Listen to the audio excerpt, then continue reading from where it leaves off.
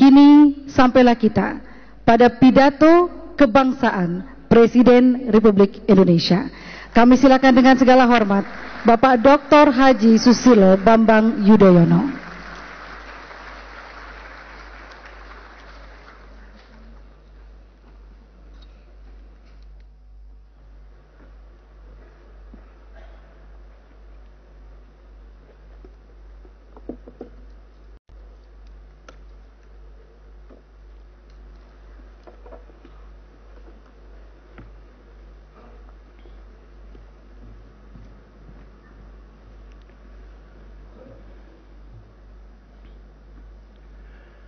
Bismillahirrahmanirrahim. Assalamualaikum warahmatullahi wabarakatuh. Yang saya hormati Bapak Taufik Kemas, Ketua MPR RI, beserta para pimpinan lembaga-lembaga negara dan segenap anggota MPR RI, DPR RI, dan DPD RI. Yang saya hormati Saudara Wakil Presiden Republik Indonesia beserta para menteri dan anggota Kabinet Indonesia Bersatu Kedua. Yang saya hormati Bapak Tri Sutrisno, Bapak Hamsahas, Bapak Muhammad Yusuf Kala. Yang saya hormati Ibu Sinta Nuriyah Abdurrahman Wahid dan Ibu Karlina Wirahadi Kusumah beserta para tokoh-tokoh nasional, para pimpinan partai-partai politik, para gubernur, hadirin sekalian yang saya muliakan. Marilah sekali lagi pada kesempatan yang amat bersejarah ini, kita panjatkan puji dan syukur kehadirat Tuhan yang Maha Kuasa, Allah Subhanahu wa Ta'ala, karena kepada kita masih diberikan kesempatan, kekuatan, dan semoga kesehatan untuk melanjutkan pembangunan bangsa berdasarkan Pancasila. Saya ingin mengucapkan terima kasih dan penghargaan yang setinggi-tingginya kepada pimpinan MPR RI, Bapak Taufik Kemas, atas prakarsanya kembali memperingati pidato Bung Karno 1 Juni 1945. Saya juga ingin menyampaikan ucapan terima kasih dan penghargaan kepada Bapak Baharudin Yusuf Habibie dan Ibu Megawati Soekarno Putri yang di samping hadir juga menyampaikan pidato beliau pada hari yang penting ini. Semoga kehadiran kedua beliau dan para tokoh nasional hari ini dapat lebih meningkatkan semangat, tekad, dan upaya kita bersama terhadap apa yang disampaikan oleh Pak Taufik Kemas, bahwa Pancasila harus menjadi landasan ideologi, falsafah, etika moral, pemersatu bangsa, dan sumber inspirasi dalam menyelesaikan berbagai persoalan bangsa. Presiden Soekarno pernah mengatakan, saya petik, sulit sekali saudara-saudara mempersatukan rakyat Indonesia itu jikalau tidak didasarkan atas Pancasila. Hal itu Bung Karno sampaikan pada acara peringatan ulang tahun Pancasila pada tanggal 5 Juni 1958 di Istana Negara Jakarta. Saya juga menggarisbawahi apa yang disampaikan oleh Bapak Habibie tadi, Presiden Republik Indonesia ketiga, bahwa Pancasila telah lulus ujian sejarah, bahwa kini seolah Pancasila tersandera dan dilupakan. juga penglihatan tentang hak asasi manusia yang diunggulkan tetapi kurang diimbangi dengan kewajiban yang mesti dilakukan. Kemudian Pak Habibie juga mengatakan kekerasan atas nama agama itu kontraproduktif. Beliau mengatakan ada bayang-bayang neokolonialisme dalam perekonomian kita. Saya bersetuju Pak Habibie, itulah yang kita lakukan sekarang ini, memastikan kontrak-kontrak baru itu benar dan adil, karena sudah cukup lama puluhan tahun kita menghadapi seperti itu. Marilah kita ubah agar tidak terjadi lagi di masa depan. Saya juga ingin menekankan arti penting yang disampaikan oleh Ibu Megawati Soekarno Putri tadi, Presiden kelima kita, bahwa di tengah kegamangan bangsa ini melihat masa depan, dalam derunya globalisasi, Pancasila hadir kembali dan insya Allah akan tetap menjadi pelita dan solusi kebangsaan bagi kita. Saya juga setuju bahwa berbicara Pancasila tidak mungkin tidak berbicara tentang Bung Karno. Kita mesti memberikan apresiasi kepada Bung Karno atas pemikiran besarnya serta perjuangannya yang luar biasa. Bung Karno adalah pejuang, pemikir, dan juga penggali Pancasila. Rumusan manapun saudara-saudara, dari masa ke masa, tetapi substansi Pancasila tidak berubah sebagaimana yang dipidatokan pada tanggal 1 Juni 1945 yang lalu. Ibu Megawati juga menyampaikan, saya bersetuju, janganlah mempertentangkan antara nasionalisme dengan Islam, karena memang tidak perlu dipertentangkan. Saudara-saudara hadirin yang saya hormati, saudara-saudara kita sebangsa dan setanah air yang saya cintai, makna memperingati pidato Bung Karno 1 Juni 1945 yang banyak dimaknai sebagai hari kelahiran Pancasila, menurut pendapat saya ada dua. Pertama adalah sebuah refleksi kesejarahan dan kontemplasi untuk mengingat kembali gagasan cemerlang dan pemikiran besar Bung Karno yang disampaikan oleh beliau pada tanggal 1 Juni 1945. Ingat, pada saat itu para founding fathers kita tengah merumuskan dasar-dasar dari Indonesia merdeka. Memang berkali-kali Bung Karno mengatakan bahwa beliau bukan pembentuk atau pencipta Pancasila, melainkan penggali Pancasila.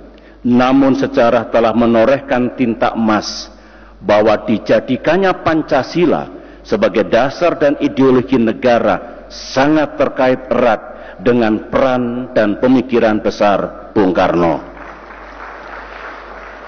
Yang kedua, memperingati pidato 1 Juni 1945 adalah menjadi misi kita ke depan ini, melakukan aktualisasi agar pikiran-pikiran besar dan fundamental itu terus dapat diaktualisasikan guna menjawab tantangan dan persoalan yang kita hadapi di masa kini dan masa depan. Hadirin yang saya muliakan, namun di samping dua hal tadi yang mencerminkan pidato refleksi kesejarahan pada kesempatan yang mulia ini, sekali lagi di samping kontemplasi dan aktualisasi, saya juga ingin menyampaikan satu hal penting, yaitu sebuah pemikiran tentang perlunya revitalisasi Pancasila sebagai dasar dan ideologi negara dan sekaligus sebagai rujukan dan inspirasi bagi upaya menjawab berbagai tantangan kehidupan bangsa. Saya yakin yang ada di ruangan ini bahkan rakyat kita di seluruh tanah air bersetuju Pancasila harus kita revitalisasikan dan aktualisasikan. Pertanyaannya, bagaimana cara mengaktualisasikan yang efektif sehingga rakyat kita bukan hanya menghayati tetapi juga mengamalkan nilai-nilai Pancasila. Hal ini penting saudara-saudara ketika kita juga mendengar akhir-akhir ini aspirasi dan pikiran banyak kalangan di negeri kita yang mengatakan bahwa telah terjadi erosi terhadap penghayatan, kesadaran, dan pengamalan Pancasila. Pada peringatan pidato Bung Karno 1 Juni 1945, 5 tahun yang lalu, yang kita selenggarakan di Jakarta pada tanggal 1 Juni 2006, Bapak Taufik Kemas juga hadir waktu itu, saya pernah menyampaikan antara lain,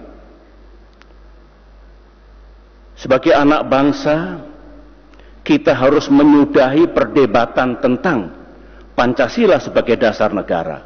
Mengapa saudara? Karena hal itu sudah final.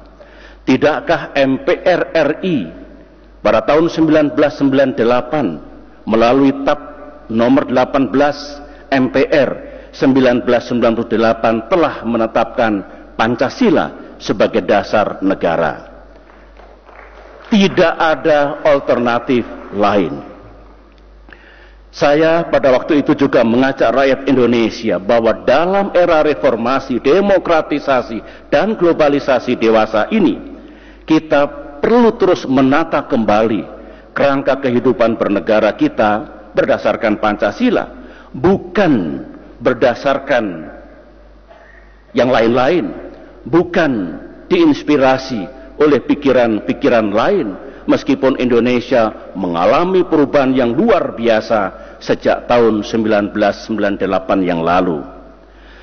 Terkait pemikiran besar Bung Karno yang disampaikan pada tanggal 1 Juni 1945 itu, waktu itu saya sampaikan agar bangsa Indonesia selalu ingat dan mengetahui pandangan Bung Karno yang orisinil, yang sejati, yang cemerlang, yaitu perlunya mendirikan negara kebangsaan atau negara nasional Indonesia.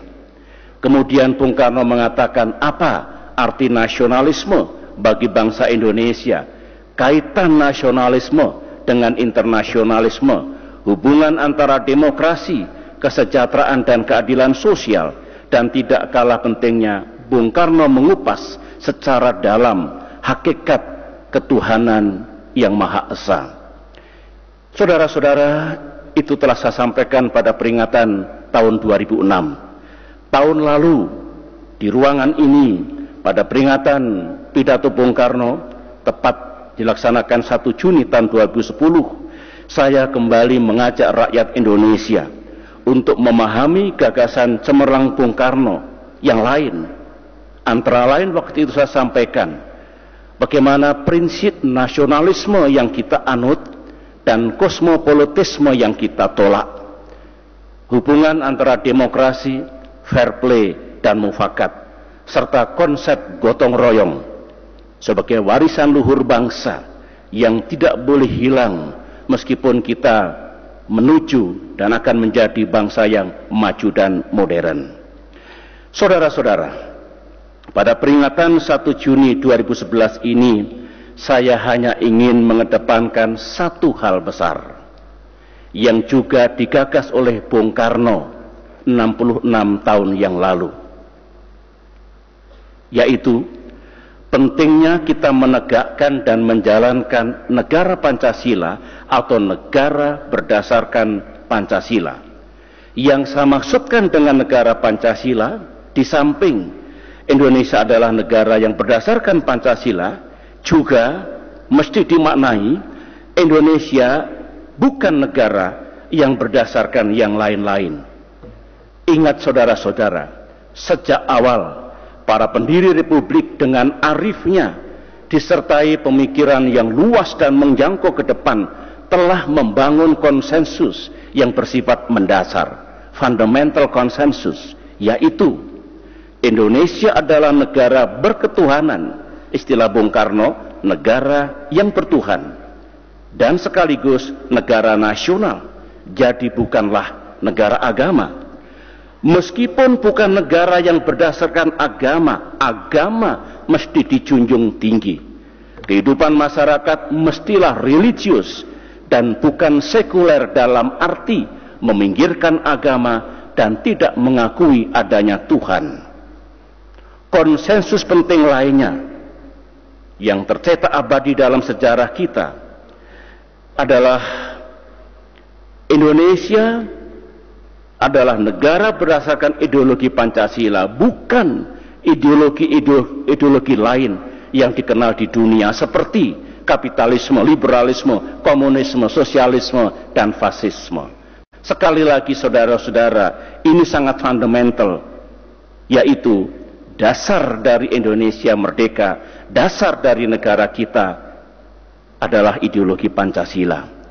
Saudara-saudara, akhir-akhir ini saya menangkap kegelisahan dan kecemasan banyak kalangan melihat fenomena dan realitas kehidupan masyarakat kita, termasuk alam pikiran yang melandasinya.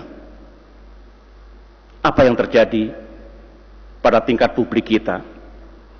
Ada yang cemas, jangan-jangan dalam era reformasi, demokratisasi, dan globalisasi ini sebagian kalangan tertarik dan tergoda untuk menganut ideologi lain selain Pancasila. Ada juga yang cemas dan mengkhawatirkan, jangan-jangan ada kalangan yang kembali ingin menghidupkan pikiran untuk mendirikan negara berdasarkan agama. Terhadap godaan, apalagi gerakan nyata dari sebagian kalangan yang memaksakan dasar negara selain Pancasila, baik dasar agama ataupun ideologi lain, sebagai kepala negara dan kepala pemerintahan, saya harus mengatakan dengan tegas bahwa niat dan gerakan politik itu bertentangan dengan semangat dan pilihan kita untuk mendirikan negara berdasarkan Pancasila.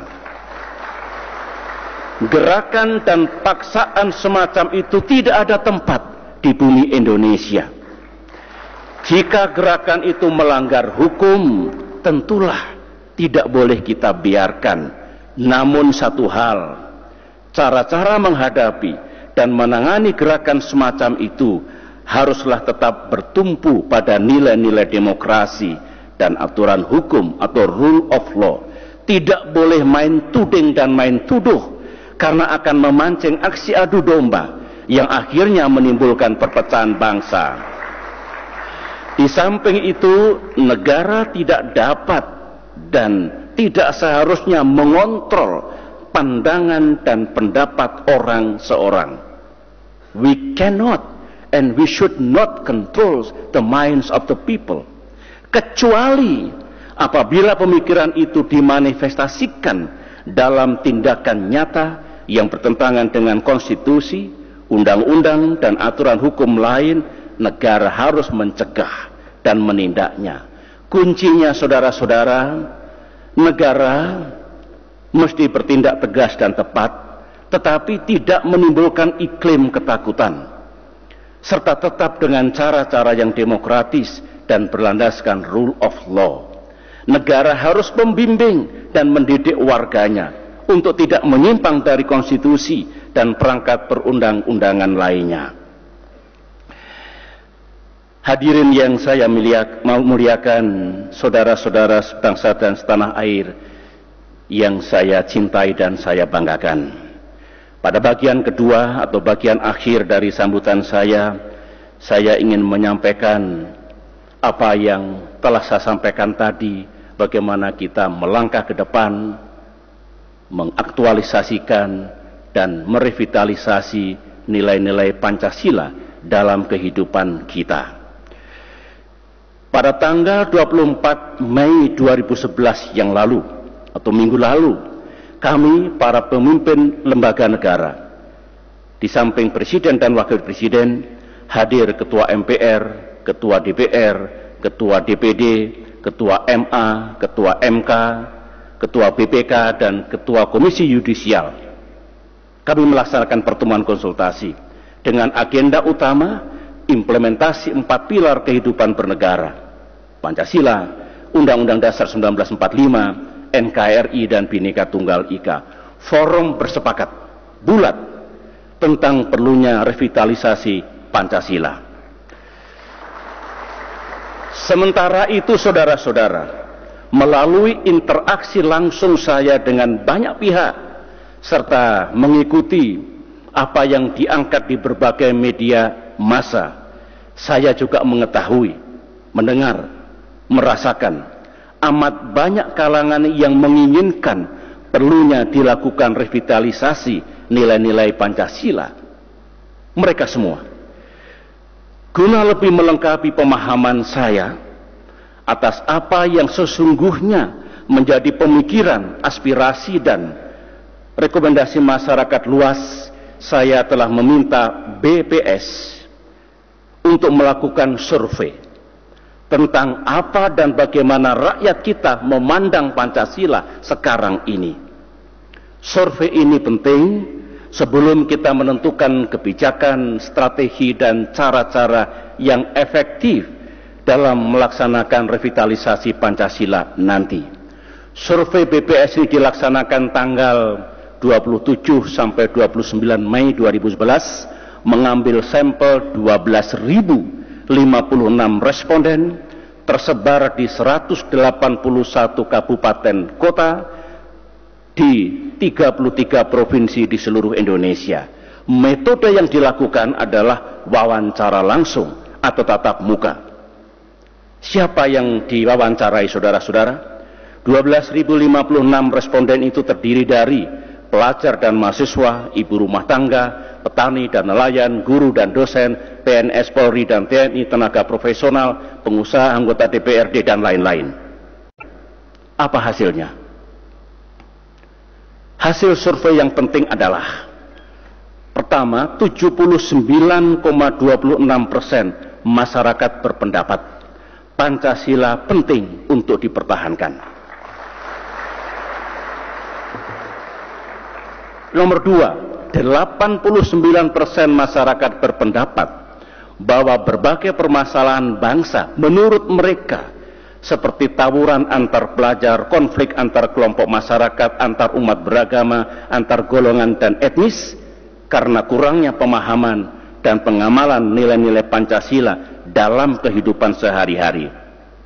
Yang ketiga, ketika ditanya bagaimana cara yang paling tepat agar masyarakat memahami dan menjalani nilai-nilai Pancasila, jawabannya adalah 30% berpendapat melalui pendidikan, 19% melalui contoh dan perbuatan nyata para pejabat pemerintahan dan pejabat negara, pusat, daerah, 14% melalui contoh dan perbuatan nyata para tokoh masyarakat, 13% melalui penataran, 12% melalui media massa, 10% melalui ceramah keagamaan.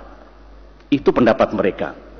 Sedangkan yang keempat, atau yang terakhir dari hasil yang penting, ketika ditanya siapa yang seharusnya melaksanakan edukasi dan sosialisasi Pancasila, 43% menjawab sebaiknya dilaksanakan oleh para guru dan dosen,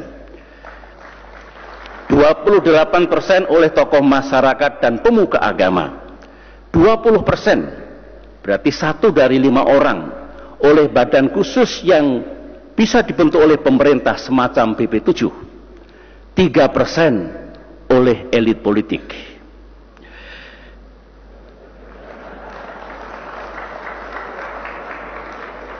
Saudara-saudara, saya ingin menambahkan hasil survei lain.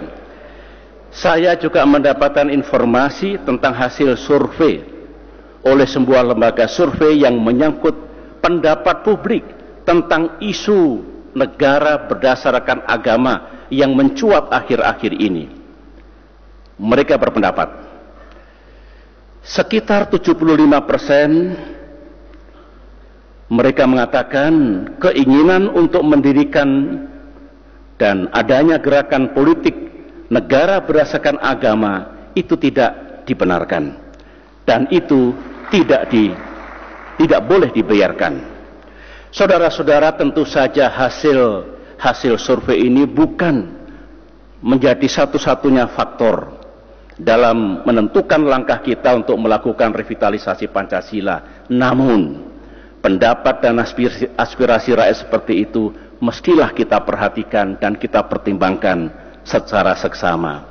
Kita ingin tentunya langkah dan cara revitalisasi Pancasila itu benar-benar efektif, bisa diterima oleh masyarakat luas, dan tidak kontraproduktif.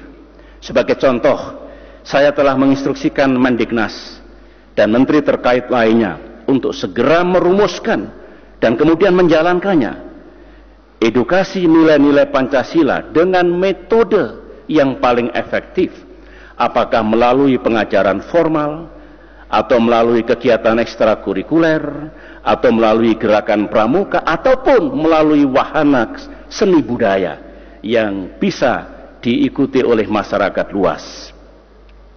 Hadirin sekalian, saudara-saudara sebangsa dan setanah air, itulah bagian kedua pikiran-pikiran kita untuk memastikan bahwa langkah-langkah revitalisasi Pancasila itu akan berjalan secara efektif. Akhirnya, saya telah menyampaikan dua substansi utama dalam pidato ini.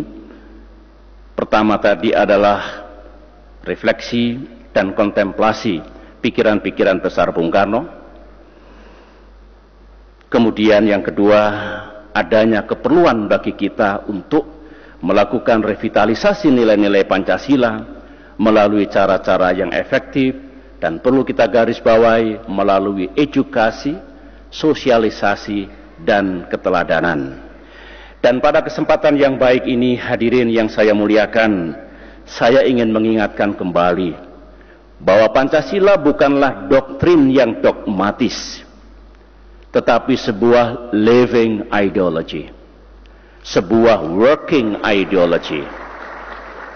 Sebagai ideologi yang hidup dan terbuka, Pancasila akan mampu mengatasi dan melintasi dimensi ruang dan waktu.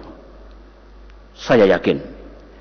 Namun, satu hal yang pasti yang ingin saya teguhkan dalam kesempatan ini, bangsa Indonesia mesti teguh dan tegas terhadap pentingnya Pancasila sebagai dasar dan ideologi negara.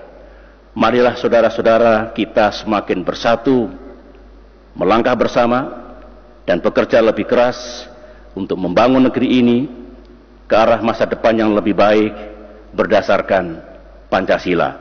Sekian, terima kasih. Wassalamualaikum warahmatullahi wabarakatuh.